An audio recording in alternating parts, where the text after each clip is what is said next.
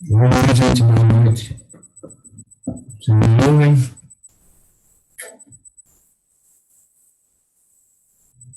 Boa noite, professora. O microfone está um pouco estranho, não sei se é só para mim. Tá estranho? Oi, boa noite, professora. Sua voz está distorcida. Tá distante. Nossa. Boa noite, professor. Boa noite.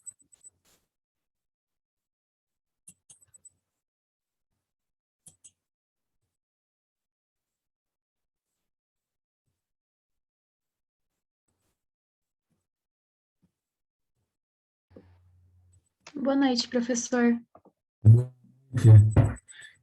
Tá distorcido meu áudio? Tá distorcido o áudio? Agora melhorou, professor. Melhorou? Poxa, hoje eu estava trabalhando com isso. Vai entender a informática, viu? Bom, gente, vamos sem delongas, porque o tempo nosso é muito valioso. Então, nós hoje deveremos iniciar as apresentações. Então, eu explicitei isso, as regras. Então, só vou considerar quem estiver presente, né? Eu quero ouvir todos, tá bom? Então, essa é a regra.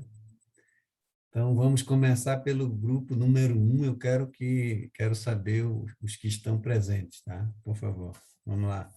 Vamos lá, gente. Professor, eu sou Henrique, do grupo 1, presente. Henrique, Isso. Jaqueline também. Jaqueline. Camila, presente. Quem? Camila. Camila. Camila, mas tem duas Camilas, hein? Qual Desculpa, que você prof. é? É Camila Pedroso Grigoli. Pedro. Tá. Tem mais alguém?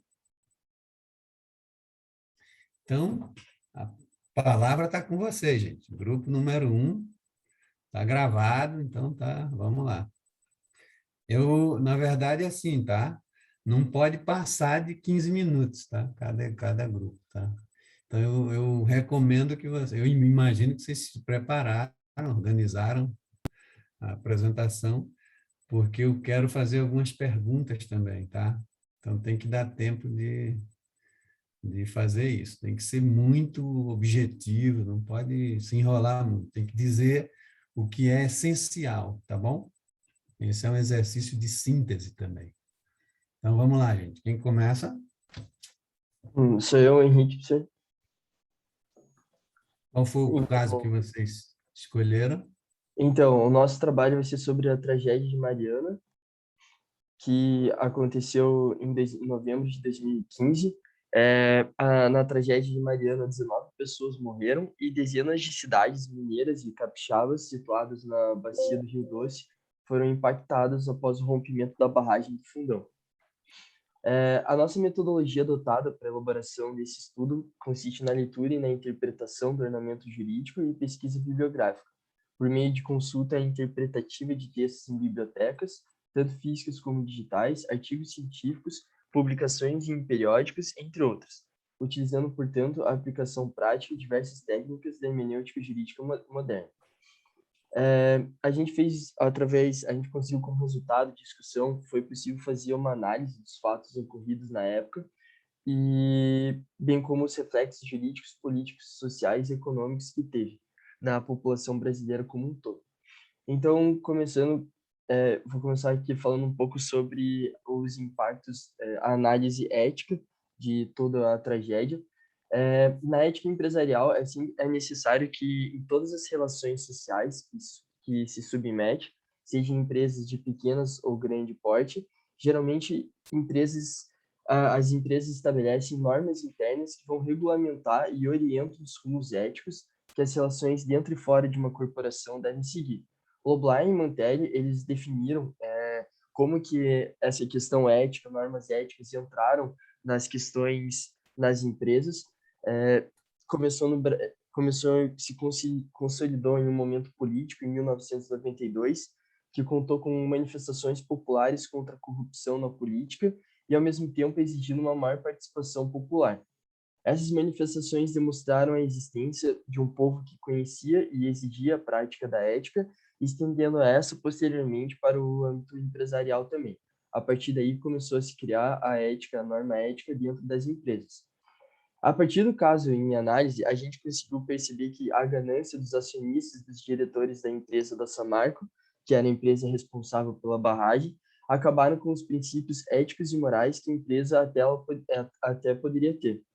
Mesmo sendo uma empresa de um grande porte, com bastante poder econômico e conhecimento, né, social, com recursos para elaborar planos de contenções mais seguros para a barragem, a empresa negligenciou milhares de vidas humanas, sem se falar na grande destruição da fauna e da flora da região, na qual foi responsável pela destruição, podendo denominar-se que foi uma catástrofe socioambiental cultural.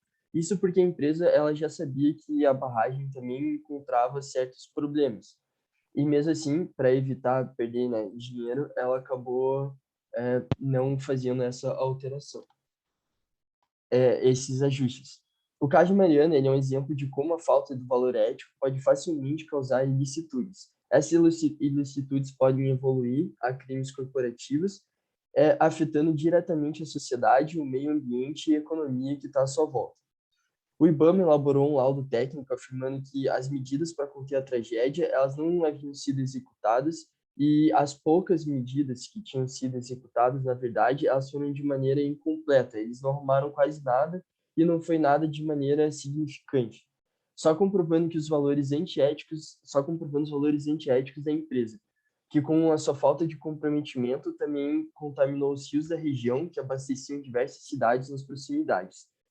Tais fatos, eles exemplificam a ineficácia e a falta de ética tanto da empresa quanto das entidades governamentais.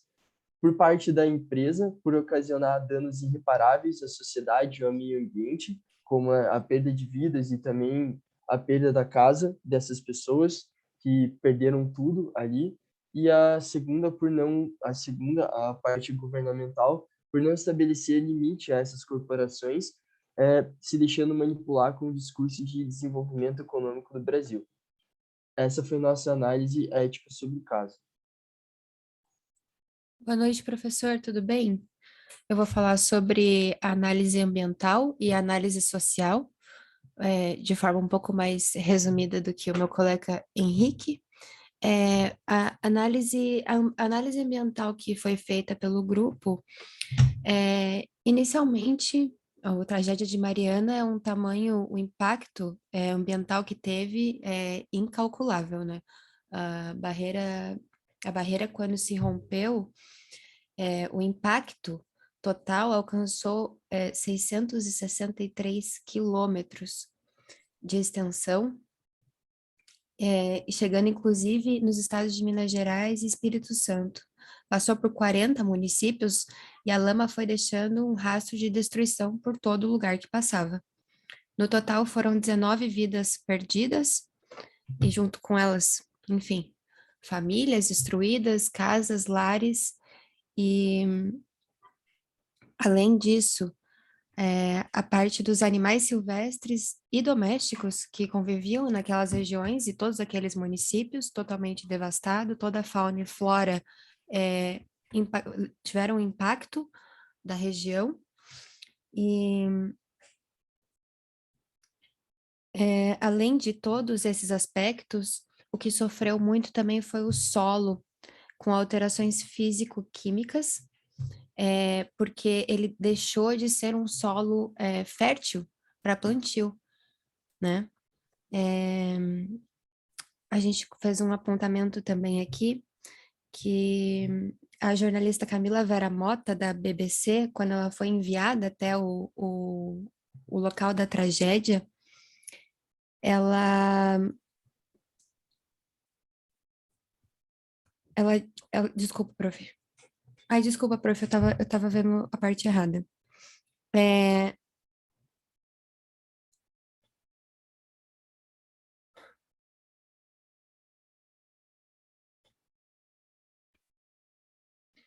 Tá certo, Camila. Desculpa. Tá Ai, certinho. desculpe, tá certo, tá, desculpa. Tá aqui. Para a jornalista Camila Vera Mota, enviada pela BBC, ela constatou que ainda não é possível saber se os animais do local, bem como a floresta, podem ser renovadas, pois nesse momento estão ocorrendo a plantação de leguminosas e gramíneas que dão mais firmezas à terra, impedindo que a lama se desloque mais, e esse projeto tem previsão de retorno de mais uma década. Basicamente, então, tem um projeto lá em Mariana, chamada Renova, que é para renovar o meio ambiente que foi devastado, mas esse projeto ainda não apresentou grandes evoluções, apenas com plantações pequenas de leguminosas, enfim, hortinhas, né? Ele ainda não se tornou totalmente viável. Aí, sobre a análise social, a cidade de Mariana, cujo processo de reparação tem algumas peculiaridades, em relação aos demais municípios impactados, que foram 40 municípios impactados no total, na cidade de Mariana ainda tem 312 famílias aguardando a conclusão de seus cadastros para negociarem a sua indenização. Também tem 126 núcleos familiares que não foram reconhecidos como atingidos e outros 42 rejeitaram a proposta da Fundação Renova, que é a fundação que está responsável tecnicamente pela renovação das regiões afetadas pela tragédia de Mariana. Além disso, os moradores que viviam nos distritos de Bento Rodrigues e Paracatu cobram o reassentamento do distrito, porque as obras de construção das duas comunidades destruídas é um dos principais gargalos do processo reparatório. Pelo cronograma original, as casas deveriam ter sido entregues em 2018 e 2019, mas até o início desse ano só 7 das 306 moradias foram concluídas. O processo, no entanto, de renovação das casas foi temporariamente suspenso por decisão do STJ. Essa foi a minha parte. Boa noite, professor. Eu vou falar sobre os aspectos econômicos desse.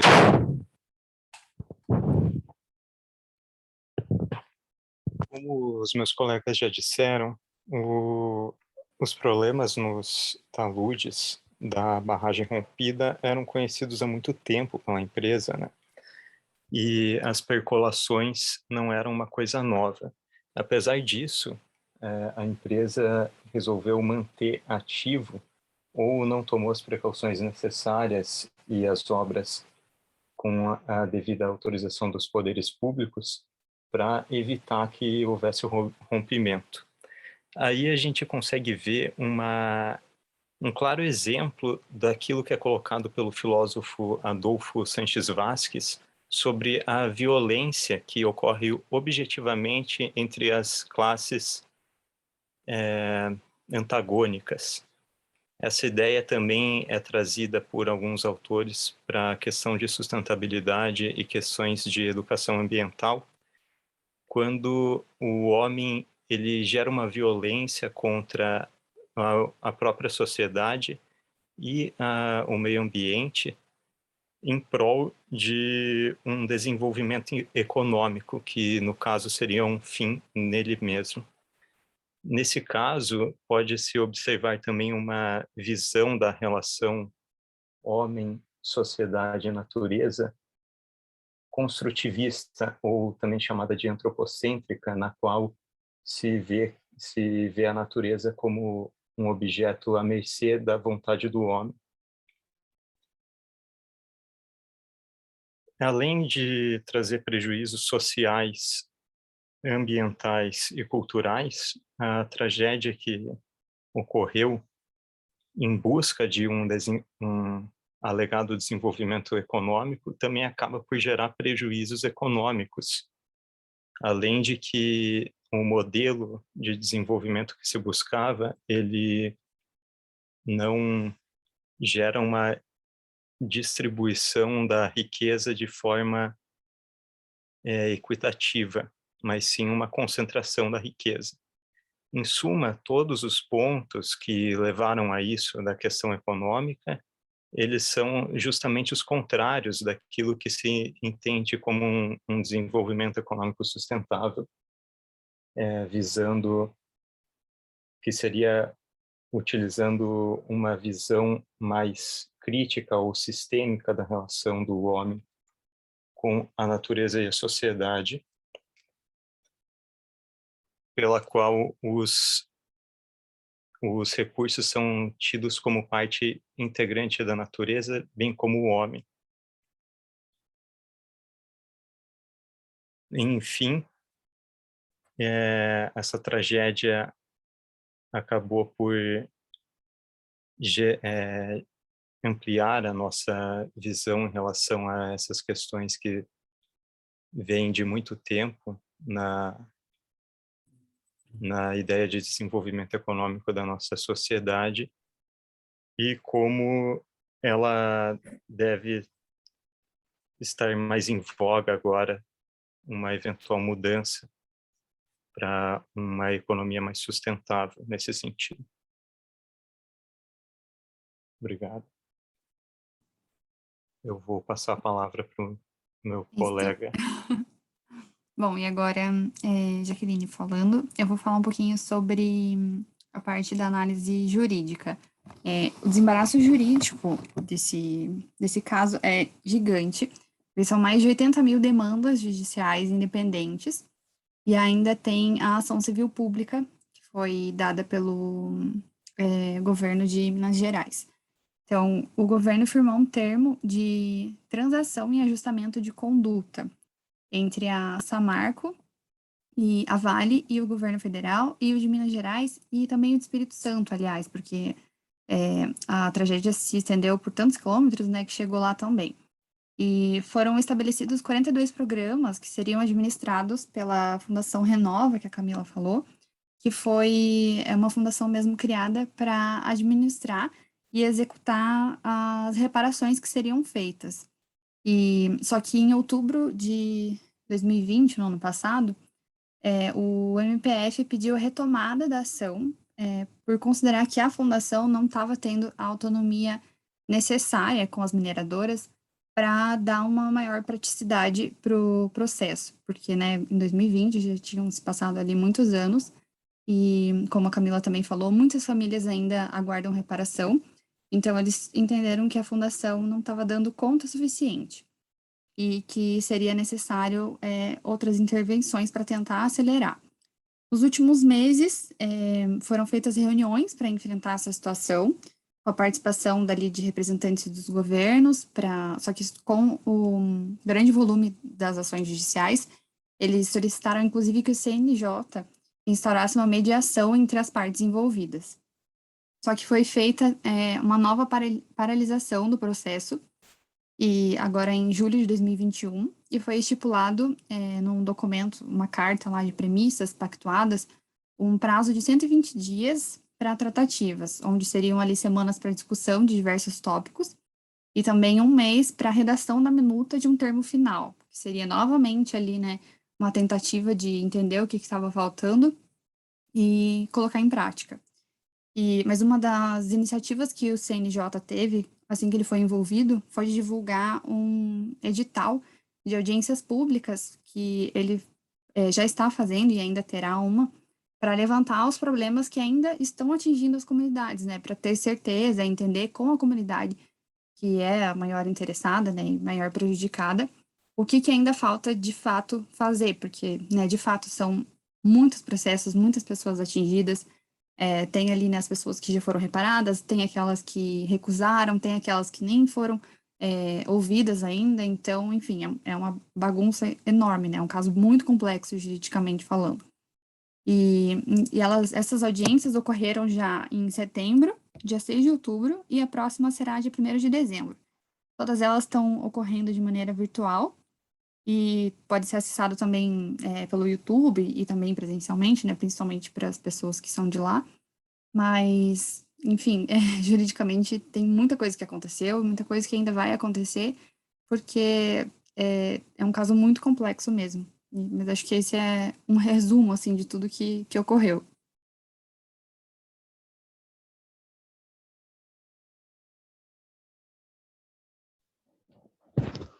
Olá, professor. Boa noite, colegas.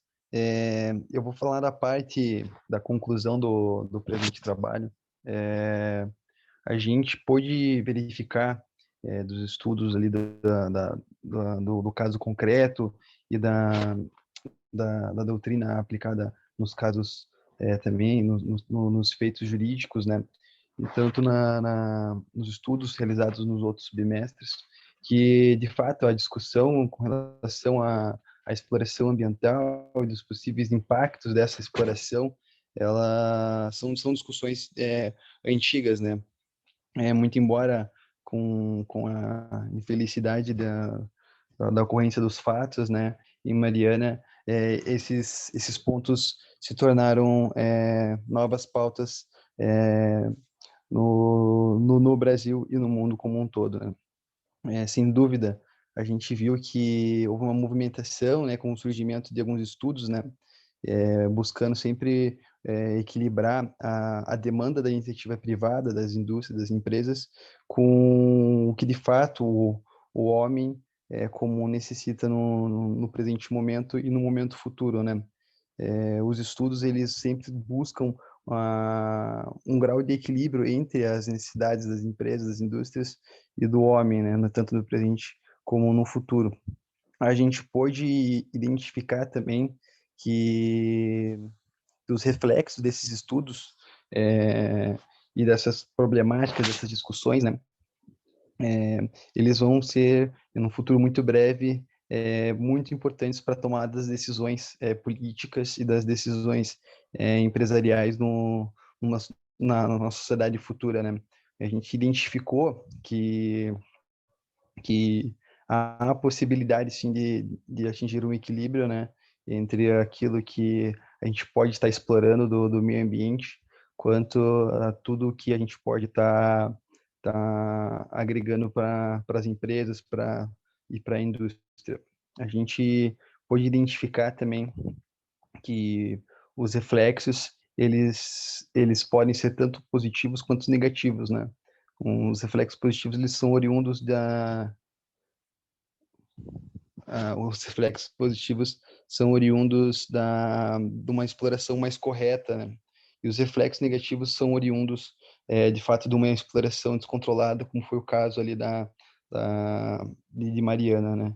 Então, todos os estudos, eles pautam sempre por um simples e mero bom senso do que aquilo pode estar sendo explorado ou não. A metodologia que a gente utilizou para estar identificando essas questões foram, de fato, a leitura ali dos autos, né, de alguns autos em particular, e das referências bibliográficas trazidas ali como as notícias, as doutrinas, e, enfim, a gente pôde identificar esses pontos, né? Esses pontos, eles são bem interessantes, e, de fato, como já bem explanado ali pelos demais colegas, e esses pontos eles vão ser levados em consideração numa nova sociedade, numa sociedade onde as políticas ambientais devam ser mais bem enxergadas.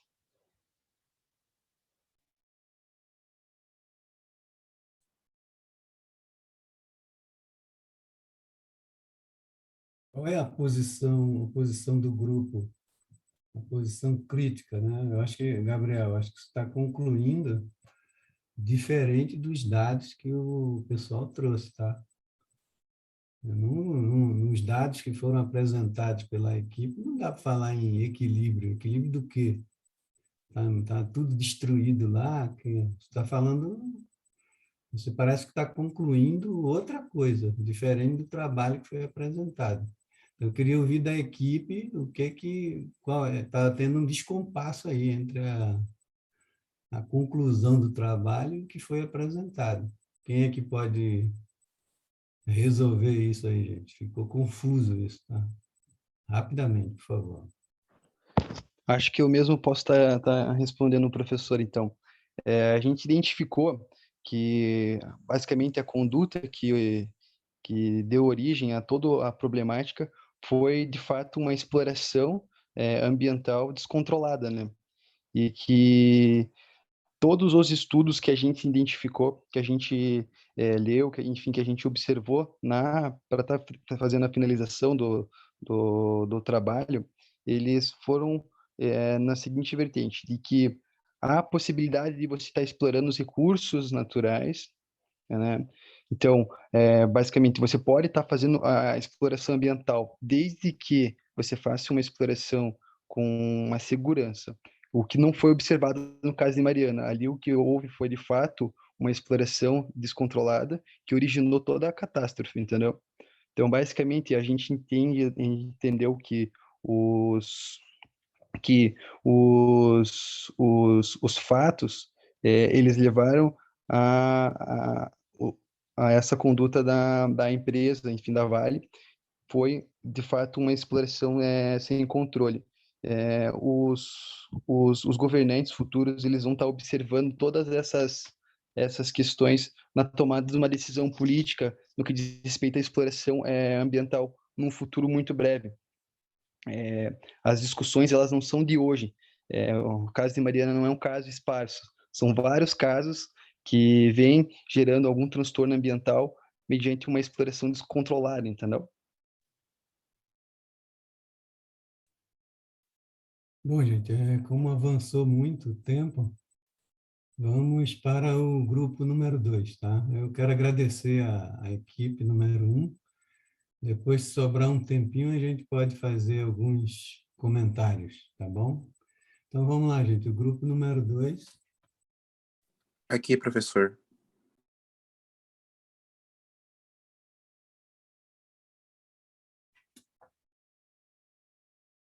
Sim, pode começar. Qual que é o caso que vocês escolheram? Então, professor, o grupo 2, eu e a Ione, a gente resolveu falar também sobre a tragédia de Mariano, só que a gente fez uma análise desse caso um pouco diferente das coisas. Eu vou começar falando sobre uma análise ética, sobre tudo o que aconteceu sobre a tragédia de Mariano, mas eu resolvi fazer uma análise usando um dos tópicos do paradigma insustentável, que é sobre a ótica do utilitarismo, né? Mas baseado por John Stuart Mill. E eu queria começar comentando a concepção do utilitarismo e como essa situação de Mariano, né? Essa tragédia que matou milhares de pessoas, acabou com diversos biomas, vai contra mesmo esses próprios paradigmas insustentáveis. Bom, para começar falando sobre o utilitarismo, né? O utilitarismo, um dos pais do utilitarismo que defende também a liberdade econômica, ele foi criado por John Stuart Mill, né? No século XIX. E essa é uma filosofia, né, que valoriza a criação da liberdade, que a liberdade é a máxima felicidade, uma liberdade no sentido empírico, né, na realidade. Então, Stuart Mill, ele baseia essa filosofia do utilitarismo como a partir do empírico, do que acontecia na realidade, não no mundo metafísico, como alguns filósofos antecessores falavam. Ele buscava que essa felicidade seria em utilidades. O Mill, ele falava que o indivíduo ele é soberano, né? Que o Estado e ninguém podia atuar sobre eles. A sua liberdade de expressão. Então, ele tinha uma frase que era sobre seu corpo, sua mente, o mesmo indivíduo é soberano e que ninguém podia tirar essa soberania dele mesmo, sabe? Ele defendia que cada indivíduo deveria ter esse direito, que a sua liberdade de expressão não poderia ser maculada de forma alguma. Mas a partir disso, a gente perguntava, a gente começa a se questionar, mas ele falava isso, e se o indivíduo quiser causar uma autodestruição em si, né? O Stuart Mill defendia essa valorização da liberdade em três argumentos, que era a falabilidade, que a liberdade de expressão pode ser defendida porque o ser humano é falho, porque mesmo que ele fale alguma coisa, ele fale uma coisa que ele tem muita certeza, isso pode ser uma verdade falha, que leva à segunda a segunda argumentação da liberdade de expressão que o Mill defendia, que era a parcela da verdade. Que mesmo que o pensamento daquela pessoa esteja correto, ele tem a oportunidade de rever seus atos falhos e corrigi-los. E o terceiro argumento seria o dogma, que o indivíduo sempre estaria defendendo aquilo que ele acredita, mas ele estaria, ao mesmo tempo, revendo e não transformando seu pensamento num dogma, ou seja, algo que é somente a verdade e absoluto. Né? O Mill achava que o consenso era ruim. Né? Então, ele também falava que ele tinha medo da maioria ignorante, que ao mesmo tempo que ele tinha o mesmo medo do Estado, ele tinha um medo da maioria ignorante, que, por exemplo, ele aponta a democracia, que ameaça a democracia, né? A maioria ignorante poderia querer o seu fim, a extinção, embora o Mill não fosse o defensor da democracia, né? Ele, mais tarde, ele defendia, em um livro chamado Considerações sobre o Governo Representativo, falava que as pessoas que fizessem universidade poderiam ter um peso 2, né?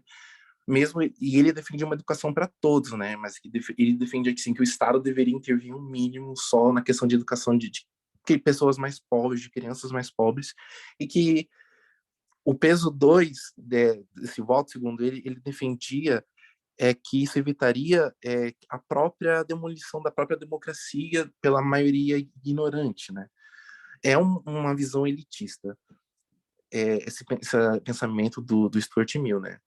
E eu fiquei perguntando, lendo sobre o Stuart Mill, mas cadê o limite disso? Qual é o limite dessa liberdade? Ele falava do princípio do dano. Esse é o limite da liberdade, né? Quando um indivíduo ele atinge a liberdade de outras pessoas, então a sociedade e o Estado estariam autorizados a interferir na liberdade desse ser, seja através de sanções, enfim, das diversas formas que o Estado atua. O que eu quero dizer com isso tudo, né? A situação de Mariano ela quebra a própria ética do liberalismo econômico que a gente tem, que é a liberdade, a não interferência do Estado. Embora, sim, o nosso Estado, na Constituição, no artigo 170, ele tem a definição de que somos um Estado com características liberais, isso não significa que não vai ter a não intervenção do Estado. A economia, não vou adiantar ainda essa fala, mas o Estado tem um dever de controlar a sociedade e de proteger.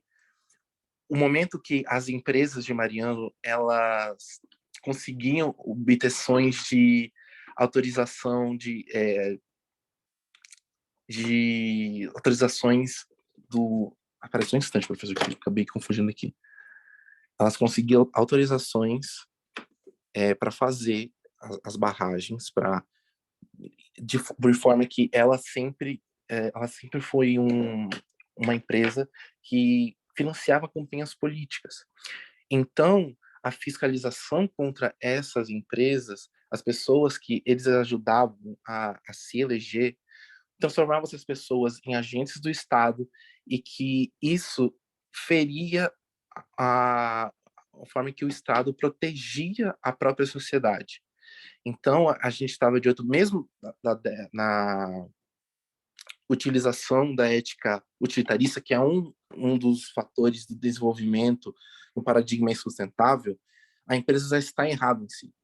Porque quando ela financiou campanhas, conseguiu liberação ambientais, já havia o risco dessas barragens cederem e ignoraram tudo isso apenas visando o lucro de uma economia que não fica aqui no nosso país, elas violaram o próprio limite estabelecido por Mill, que é o princípio do dano. Elas não levaram em consideração de como isso poderiam afetar a vida dessas pessoas e realmente afetaram muito, né, com a morte de seus entes queridos, a poluição do rio, fora o desemprego de alguns dos pescadores, mas isso é a Ione que vai falar agora. Oi, professor, boa noite a todos os colegas. Como o grupo anterior falou bastante, eu vou tentar, e falou muitas coisas que a gente iria falar também, eu vou tentar falar outras coisas que eles não falaram de forma resumida, né? Tudo começa com a Samarco, né, que é uma empresa privada que pertence à BHP e à Vale. Essa empresa, como o Dalmir citou ali, ela fez doação milionária para a campanha de partidos políticos brasileiros. Então, o que aconteceu? Como houve essa doação para diversos partidos, quando eles se elegeram, a forma de licitação foi mais tranquila para a Samarco, né? Então, essas empresas conseguiam essas licenças ambientais para realizar suas atividades. Então, existia uma fiscalização, não tem o porquê, o motivo, cada um fala uma coisa, né? Ao pesquisar, a gente vê que cada um tem uma ideia de o porquê aconteceu daquela forma, aquela catástrofe. Então, o que eles faziam? Eles retiraram o minério de ferro das montanhas e vendiam para fora do país, né? E com isso é uma empresa bilionária. Quanto mais minério era extraído do país, maior era o lucro deles. A cidade tinha aproximadamente 40 anos, a cidade de Mariana. E até agora fazem 7 anos do ocorrido, e até agora a cidade não conseguiu se recuperar. Teve diversas pessoas, como a colega anterior falou, o plantio não vinga, porque é contaminada a terra, né? Os peixes morreram, os pescadores sem emprego, algumas pessoas tinham, a gente viu algumas reportagens, algumas pessoas tinham casas de 2, 3 andares que a lama não invadiu. Mas o que aconteceu? As outras pessoas entraram na casa, invadiam, pegavam comida, porque não tinha uma forma de sobreviver ali. Então foi uma coisa e está sendo muito triste. Eu vi que morreu muita gente relacionada à depressão, à tristeza, muita gente. Teve gente que perdeu a família inteira, ficou sem ninguém. Então, foi psicologicamente para muitas pessoas na questão social também. Enfim, eu acho que o que eu podia acrescentar que o outro grupo não falou foi isso. Obrigada, professor. Boa noite. E falando da parte econômica, professor, a Samarco, ela é uma empresa onde é bilionária e a concentração desses recursos nunca foi à sociedade, nunca chegou à sociedade. Né? Eu queria citar o que a Amartya Sen fala no livro Desenvolvimento como Liberdade, que fala que o desenvolvimento requer o combate e eliminação dos fatores da privação de liberdades, que é a pobreza, o autoritarismo, fontes de enfraquecimento da democracia, carência de oportunidades econômicas, destituição, de deslegitimização sistêmica de movimentos sociais, negligências, precariedade dos serviços públicos, intolerância e interferência excessiva do Estado de modo repressivo. Essa empresa, ela não se preocupou, como eu falei anteriormente, no cuidado de estar sempre obedecendo que as legislações ambientalistas, que houvesse uma fiscalização e que elas protegessem essa barreira de não quebrar. Elas foram atuadas diversas vezes antes que a barreira rompesse, né, da rompagem, e mesmo assim elas não se adequaram ao que o Estado tinha determinado, as licenças devidamente defendidas. A economia, ela tem um prol, a sociedade, o desenvolvimento dela. Essa empresa, ela levou no aspecto insustentável, eu acho que esse é o caso que mais reflete como esse paradigma insustentável de ter a economia como único e exclusiva prioridade, leva ao fracasso e à deterioração de vidas de pessoas e a uma sociedade. A cidade de Mariano, existe um processo biológico chamado de, acho que cimentação, que essa própria lama que escorreu com os minérios acaba se transformando numa lama como se fosse concreto. E recentemente até conseguiram achar alguns corpos. A empresa Samarco, ela valorizou muito apenas na manutenção do seu capital bilionário e não ligou para as legislações que protegia, né, que o Estado fazia, que protegia, que dava uma adequação da maneira de fazer o serviço de mineração corretamente. Não se importou com o ambiente como uma parte de nós. Eles pensaram a sua liberdade e individualidade apenas como neles mesmos, apenas no dinheiro deles. Eles não priorizaram as vidas. Acontece que hoje a gente consegue enxergar um cenário de famílias destruídas, de uma cidade destruída economicamente, vidas, e isso não tem um valor material, assim, um valor monetário. Não tem como pagar, nós vamos pagar tanto, vamos pagar X. Não, isso é uma coisa que é irrecuperável. A gente destruiu aquela área, aquela natureza, onde os pescadores não conseguem mais fazer seus trabalhos, nos agricultores, porque a terra e as águas, infelizmente, tornaram-se impróprios para o cultivo dessas atividades.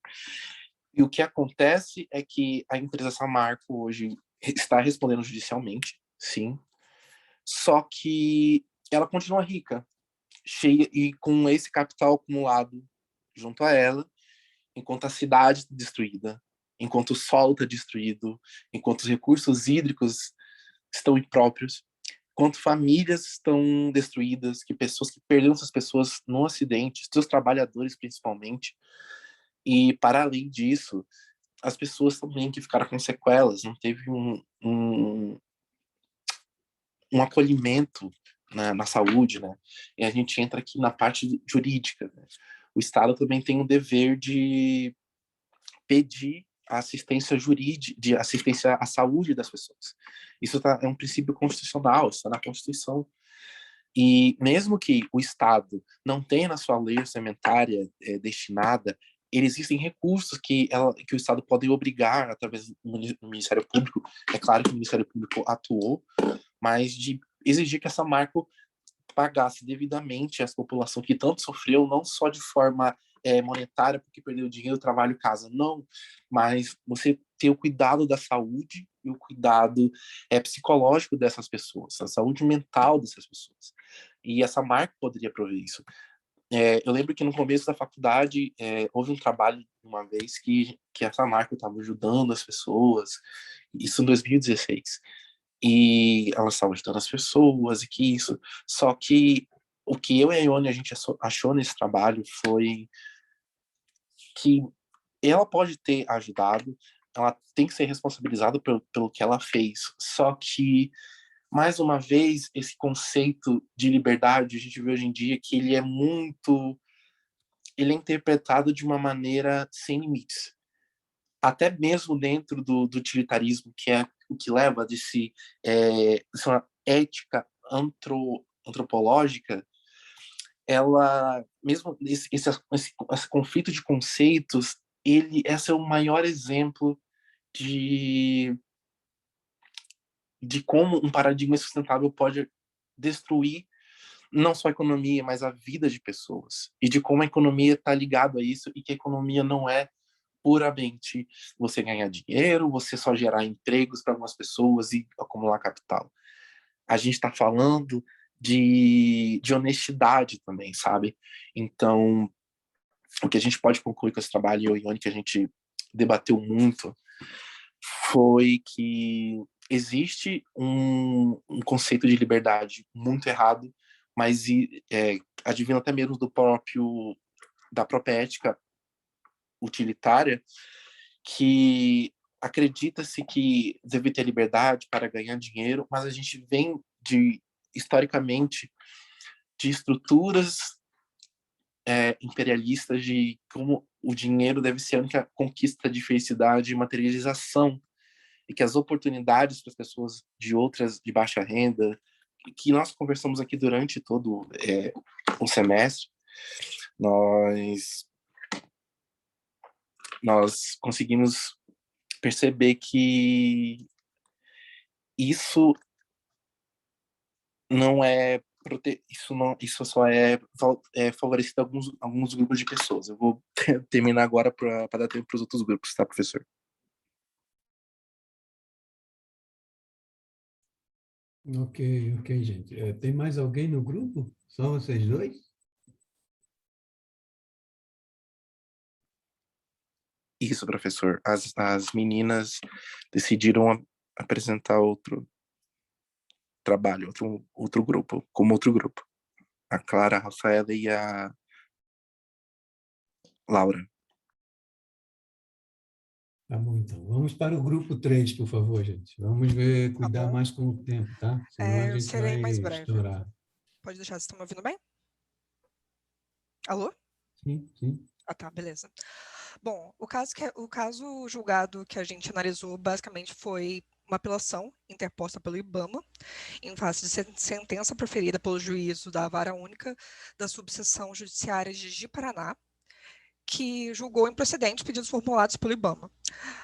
Nos autos da ação civil pública ordinária, se eu tivesse tempo, eu teria mostrando um slide, mas, enfim, acho que não faz sentido falar um número extenso.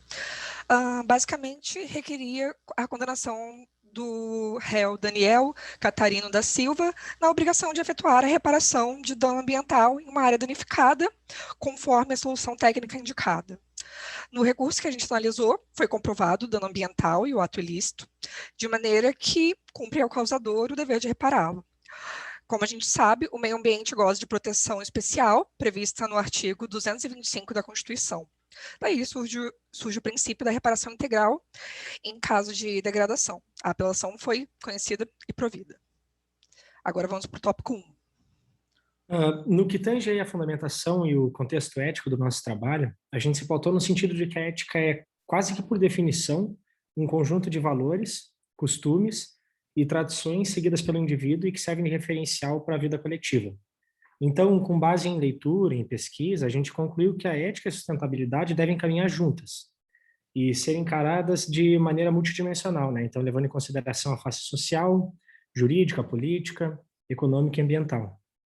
E aí, no que se refere ao meio ambiente, em linhas gerais, a gente entende que o significado ético da relação do homem com o meio ambiente deve ser traduzido na responsabilidade moral que ele tem com a natureza e com as outras formas de vida, né? Então, a ética ambiental aí seria um alargamento do conceito de ética, no que se refere à maneira de agir do homem em relação à natureza, de modo que ele haja de maneira limitada pela necessidade de outros seres vivos e pela solidariedade com gerações futuras.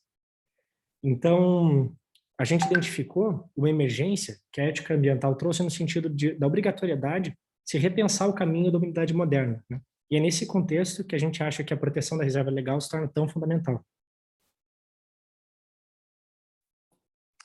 Então, seguindo nesse sentido, basicamente a discussão do caso concreto era no sentido de que a área desmatada ali pelo Daniel, né, que era o réu nesse julgado, o IBAMA autuou dizendo que era uma área de reserva legal, né, e por ser uma área de reserva legal, conteria ali uma vegetação nativa, com uma diversidade biológica grande, que é muito maior do que as monoculturas, né. Então, o IBAMA alegou ali que aquele ambiente, né, abrigava espécies que ajudam a combater pragas agrícolas, que servem como polinizadores. Então, as áreas com baixa aptidão agrícola, quando elas são exploradas, elas podem levar a uma degradação ambiental, e por isso o interesse, né, em defender aquela área que teria sido, né, desmatada de forma irregular.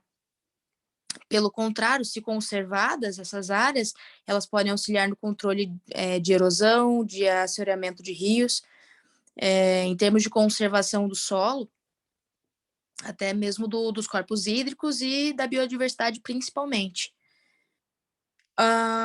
Sobretudo, aquelas áreas ali que foram discutidas durante o processo, o IBAMA alegava que ela servia de fornecimento de abrigo e alimentos para animais que polinizam e espalham sementes de espécies nativas de importância econômica e também ecológica.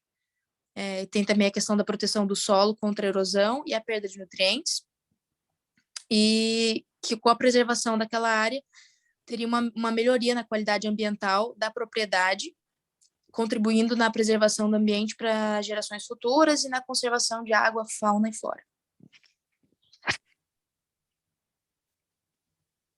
Oi, boa noite, professor. Agora a gente vai falar um pouquinho sobre fazer uma análise social sobre o tema. Então, o ranking, ele define essa sustentabilidade social como uma habilidade da sociedade em manter os meios de criar riqueza e reproduzi-la. E isso acaba fortalecendo a integração e a coesão social. O maior problema da sustentabilidade é o problema social, que é facilitado pelo sistema econômico e manifestado na degradação ambiental.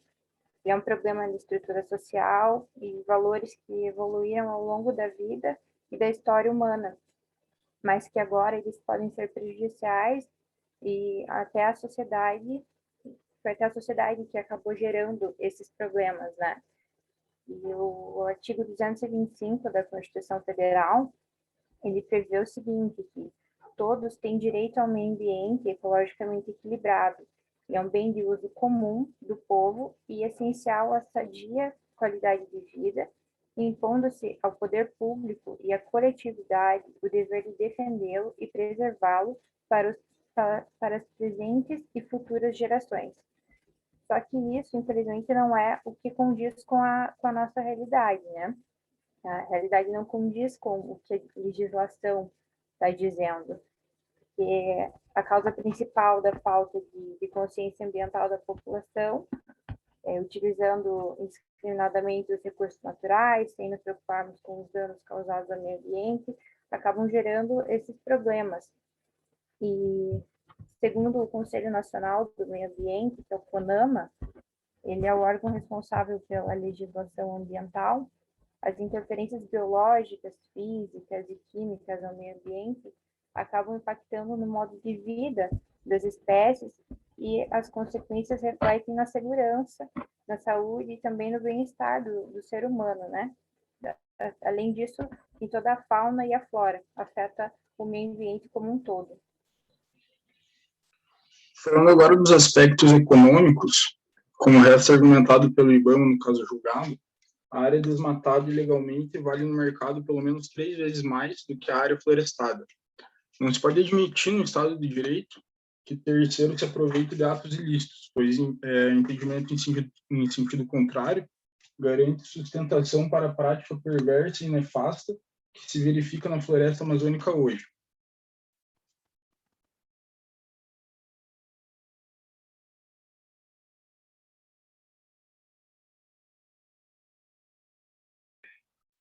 Bem, Acho que você... Ele já finalizou? Ah, tá. Para finalizar, vou falar dos aspectos jurídicos, né? Eu vou trazer aqui a Lei 960598, né, que é a Lei de Crimes Ambientais, que ela traz uma certa exceção ao direito penal, como a gente geralmente o vê, né, onde você consegue criminalizar pessoas jurídicas. E também o Código Florestal, né, que tem a definição de reserva legal, né, que é a área localizada no interior da propriedade, né, que é delimitada com a função de assegurar o uso econômico do modo sustentável dos recursos naturais do imóvel rural, né, que foi exatamente o problema do caso dessa apelação, né. O apelado, ele não tinha feito essa reserva legal na sua propriedade, né, houve a desmatação de uma área de 2 hectares, né, dessa reserva legal, então foi provado esse dano ambiental, né, que foi objeto de apelação pelo IBAMA, já que ele havia perdido em primeira instância, né. Então, o tribunal, em posse dessas informações, comprovando o nexo entre o ato ilícito e o dano ambiental, ele proveu essa apelação, né, baseado nesse artigo 225 da Constituição, que determina que todos têm o direito ao meio ambiente ecologicamente equilibrado, né?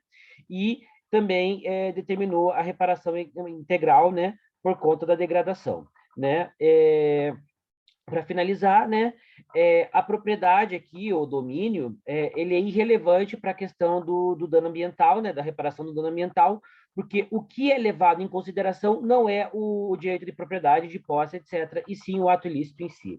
Isso posto, nós terminamos o grupo, a apresentação, e agradecemos a atenção de todos.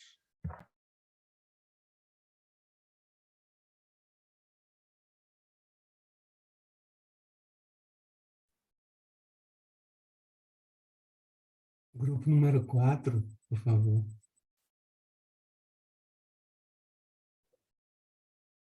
Boa noite, professor. Consegue me ouvir? Sim. Tá, então antes de começar a apresentar, eu só queria avisar que, infelizmente, a Marcela não vai poder participar, então eu vou acabar falando a parte dela junto da minha, mas depois ela conversa com você sobre isso. Bom, o julgado escolhido, então, é o agravo regimental em recurso extraordinário 605.482 de Santa Catarina, de relatoria do ministro Dias Toffoli, e tem como particular, tem um particular como agravante e o IBAMA como agravado. Trata, então, de uma construção irregular de residência por parte do agravante em áreas de preservação permanente em área de proteção ambiental de Anhatomirim, em Santa Catarina, o que diverge com as leis 4.771, de 65, o antigo Código Florestal, com a Lei 6.938, de 81, e com a Lei 6.747, de 85, além de divergir com a Resolução número 4, de 85, do CONAMA. Primeiro, então, cabe explicar que a área de proteção ambiental, chamada de APA, é uma categoria de unidade de conservação que busca proteger a diversidade biológica, assegurar a sustentabilidade e regularizar processos de ocupação. Já uma área de preservação permanente, APP, é uma área natural intocável, seja ela urbana ou rural, e tem função ambiental de preservação de recursos hídricos, preservação da biodiversidade, dentre outros fatores, e assim de assegurar o bem-estar da população. Adentrando o julgado, então, foi analisado em perícia que essa construção pelo particular da residência na APA em questão dificultava a recuperação ambiental do lugar. E por isso foi demandado, no caso, que o imóvel fosse demolido.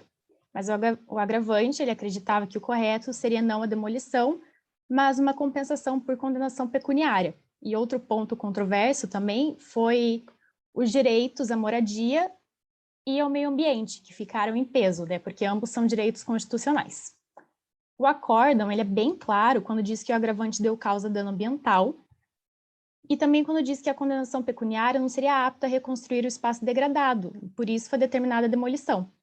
É dito também que a reparação mediante condenação pecuniária é uma forma de condenação só quando for inviável a restauração do bem atacado, que não é o caso, já que foi informado em perícia que tem sim como recuperar, mesmo que seja difícil. Uma passagem do julgado que chamou muita atenção do grupo, inclusive resolve a questão dos dois direitos ponderados acima, é quando o relator fala: o direito de propriedade não possui caráter absoluto. Prestigiar em casos como o presente o direito de propriedade é comprometer a preservação do meio ambiente. Ele também diz que o meio ambiente não integra patrimônio disponível do Estado, tampouco, com mais motivo, o patrimônio dos particulares. Ele pertence de forma indivisível a toda a coletividade. E assim foi negado o provimento ao agravo e resolvida a questão.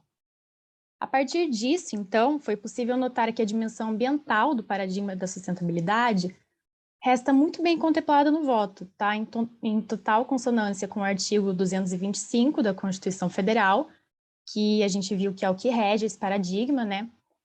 E esse prevê que o direito ao meio ambiente ecologicamente equilibrado, bem de uso comum do povo e essencial à sadia qualidade de vida, e impõe também que o poder público e a coletividade como um todo defendam e preservem para todas as gerações esse aspecto, esse direito, essa dimensão.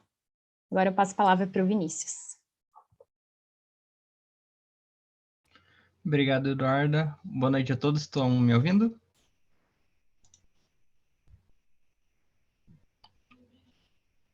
Alô, gente? Sim, Eduardo. Obrigado. Sim. Então, como a Eduarda falou, o APP é a área de preservação permanente, né? E eu vou falar um pouquinho sobre a parte jurídica do caso. O APP, ele tem a descrição do que é um APP e as áreas de preservações, o que é considerado uma área de preservação no artigo 4º do Código Florestal, tá? Por ser um artigo um pouco longo, que tem várias alíneas e alguns incisos, eu não vou me alongar tanto, mas no artigo 4º do Código Florestal está ali descrito o que é a área de preservação permanente. Então, assim, com o regime jurídico que trata sobre a preservação permanente, a restauração visa a utilização racional e a disponibilidade da área permanente.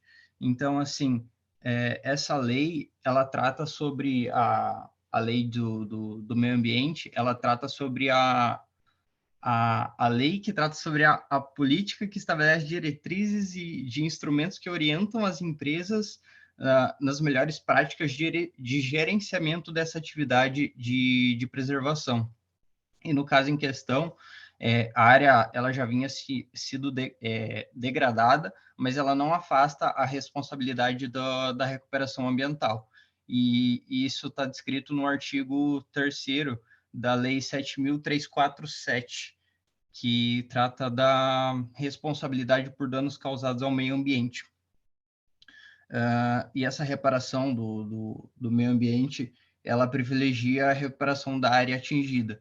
Então, a recuperação, a reparação mediante a condenação pecuniária é a forma de compensação admitida quando inviável a restauração do bem atacado.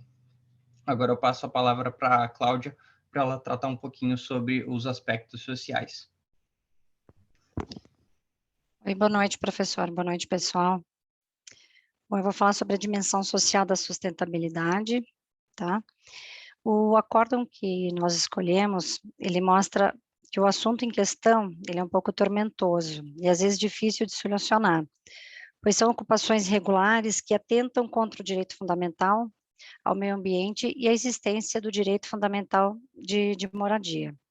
Entretanto, a realidade brasileira retrata a existência de ocupação irregular, de áreas de preservação, permanentes sem qualquer tipo de planejamento, muitas vezes em precárias condições sanitárias, fora de preceitos legais, que estabelecem restrições à intervenção ou suspensão de vegetação em tais áreas, né, que são construídas. Na maioria dos casos, é determinada a desocupação da área, né, como no nosso acórdão, né, citou, com demolição da eventual edificação existente, como forma de preservar e recuperar a área de preservação permanente. O particular arcaria com esse ônus, por ser presumidamente sabedor de que o local não admite a ocupação fora das hipóteses legais de utilidade pública ou interesse social, e não poderia reivindicar nada em troca por se tratar de um ato ilícito, contrário ao que dispõe a legislação ambiental. Esses casos de construção irregular devem ser analisados com profundidade, evitando-se a leitura superficial e incompleta que prioriza apenas uma ou outras dessas dimensões em detrimentos, né, das demais, gerando um claro desequilíbrio e consequência da decisão insustentável. Então, essa é a minha parte. Eu vou passar a parte agora para o Manuel, que vai falar da dimensão econômica. Bom, boa noite a todos. Eu vou falar sobre a parte econômica, né? E, basicamente, o que nós temos que entender da parte econômica é que a natureza ela não pode ser vista como um simples capital. Então, por exemplo, no lado econômico, se, por exemplo, eu empresto R$5 para um colega, e passa alguns dias, esse colega me paga os R$5, está tudo certo. Mas na questão ambiental, se, por exemplo, eu corto uma árvore em algum local e depois replanto em outro, não necessariamente eu estou repondo aquele dano. Então, essa é a primeira questão importante, né, nessa diferença, que a economia e a questão ambiental, elas têm essas diferenças, né? O meio ambiente é uma coisa muito mais complexo que a própria economia. Aí, no caso que nós analisamos, a gente vê exatamente essa questão, né? Então, no acórdão, eles falam dessa maneira. Só um momento. Com efeito, a proposta de distribuições de cestas básicas, plantação de árvores e doação de equipamentos de informática não oferece qualquer restauração ao mangue aterrado. Em se tratando de interesses meta-individuais, os tutelados nessa ação, o que se poderia transacionar é a reparação do ecossistema e não outros interesses. Então, o que ele quer dizer aqui, né? Que o que foi calculado como dano não vai ser suficiente para suprir. E então foi exatamente o começo da minha fala aí, que o meio ambiente é muito complexo e calcular o dano é muito difícil. E seria basicamente isso.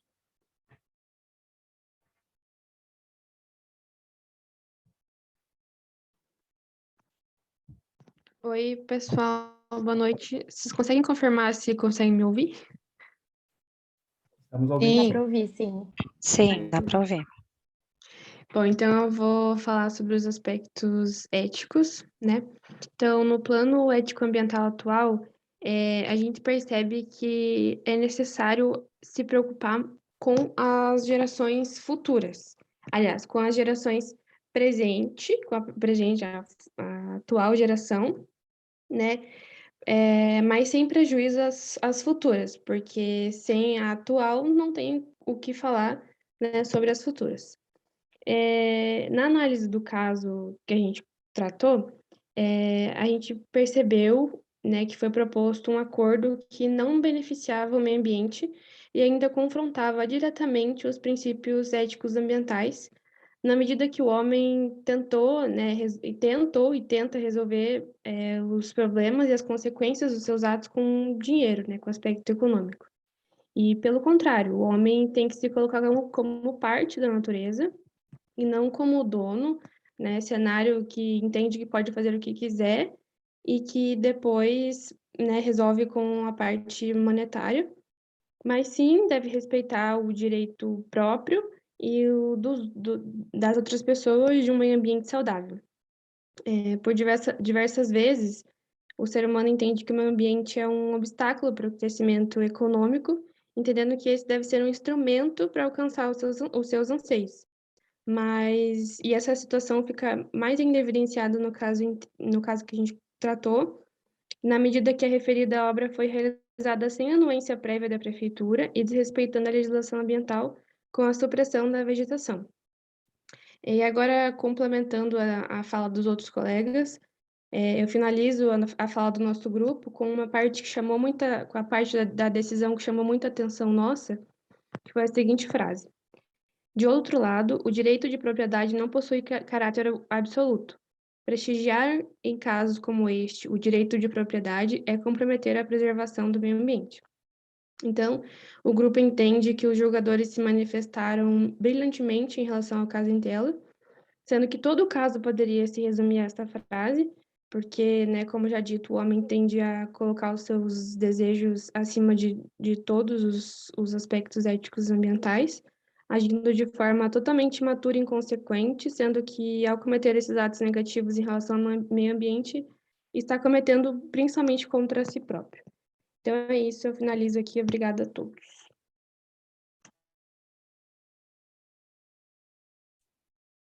Muito bem, gente.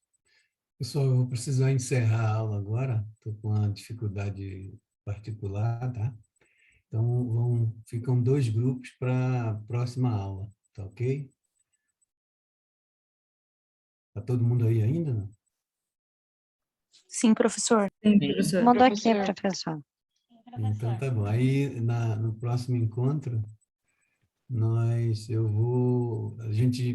os 2 grupos apresentam e depois eu vou fazer alguns comentários e perguntas para cada grupo, tá? Tá bom, gente? Boa semana para todos. Se cuidem. Obrigada, professor. Obrigada, professor. Obrigada, Boa noite. Boa noite, Obrigada. professor. Boa noite, professor.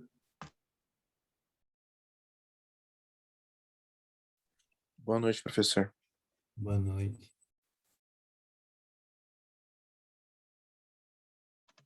Tchau, tchau.